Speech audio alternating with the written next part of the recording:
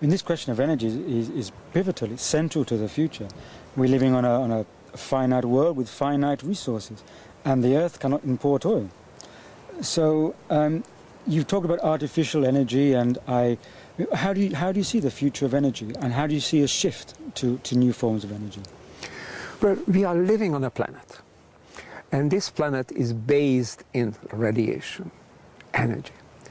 It's 40 minutes of the solar radiation at any point on Earth, a square kilometer or so, would be enough, if used 100%, to cover humanity's energy needs for 1 year. All life lives on solar radiation. It's being said that if the sun, for some cosmic accident, would cease to shine, within a matter of a few weeks, all life would disappear on Earth. So let's make use of what there is. Now, this solar radiation is both direct, because we can use the solar radiation as the stream of photons, the direct sunlight, and convert it into energy. It's also indirect, because it moves the atmosphere, there is wind. It creates a rain and evaporation, and there is movement constantly, which we can use as well. Wherever there is movement, and there is always constant movement in this biosphere, all this movement can be tapped for energy.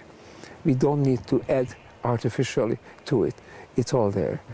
So I see us waking up to the enormous possibilities of using the energy flows that there are. This is the energy income.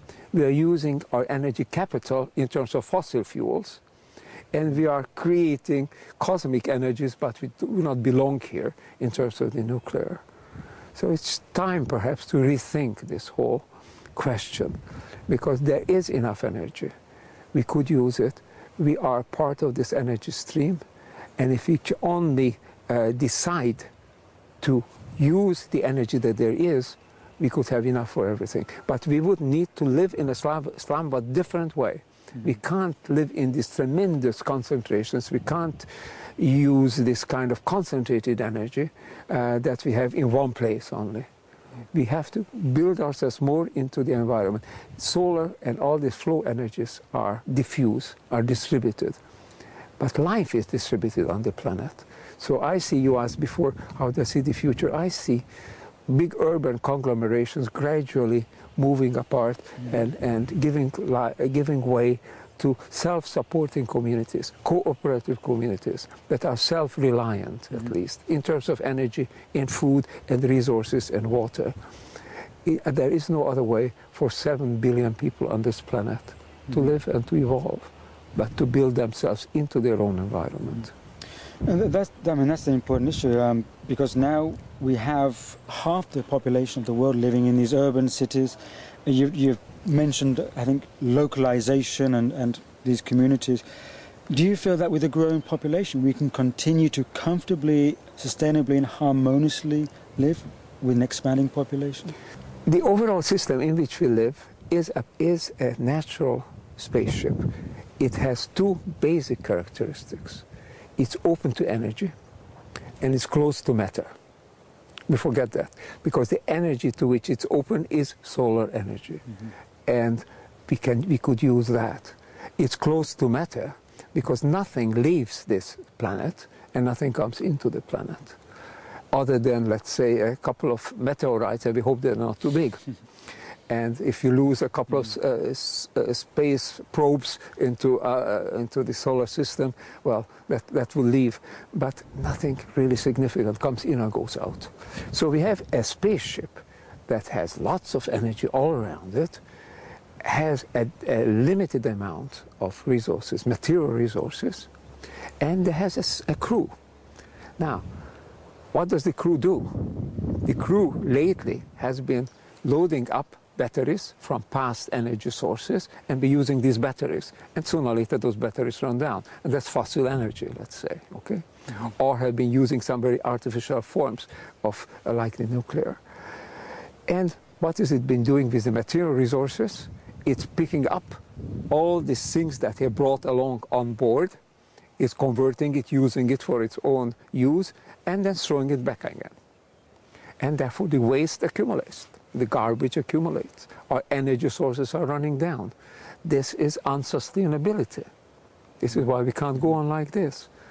So revolutionize the way we live is to live with the resources that we have. We have plenty of resources, but let's use the energy that we're getting. Let's use the materials, the resources, the material resources that we have in such a way that we can reuse them. We can't 100%, as you know, as a scientist, you can't 100% recycle, but we can do a great deal more than what we do now, because we can reuse and recycle a good deal. The fact is that the waste that we are producing is an unsustainable element. It's accumulating us, and it's creating artificially damaging the environment around us. Revolutionize the world, revolution back to nature. That's the revolution. I'd like to talk now about, we've talked quite a bit about the outer shift, the outer physical change. I'd like to maybe talk now about the person, an inner shift. Do you think it's possible to have these outer changes, outer shift, if they're not accompanied by an inner shift within a person? I don't think we can have outer shift without the inner shift. After all, what we do is we are not an automaton. We are not doing things just because we are told and we have been programmed. We have an element of consideration of what it is that we do, an element of free will. We don't always use it well, but it's there. So what we do in the last count depends on what we want. Of course, you can say we would like so many things that we can't have. It's not that. But if it is something that we really don't want, for example, we can try to avoid it. If something that we very much do want, then we can strive for it, you know. There are always limits, obviously. But our mentality, our thinking, let's say this word which I think is so important, our consciousness, the way we look at the world, the way we look at ourselves, is in the ultimate arbiter of what is going to happen and what is happening in the world. Without a new consciousness, we cannot shift. Then we become kind of, you know, pre-programmed semi-robots who are just doing what they're told to do. And we are not that. We can act differently, but then we have to develop ourselves, develop our own conception of who we are and what we are. We are very different from what we used to think, that even our forefathers or a couple of generations ago, we used to think that we are, you know, life is something quite separate from the non-living, humanity is separate from nature, etc. We now are learning that we are a living part of a living cosmos. And that kind of a thinking, I think, is one that will move ahead and create a shift.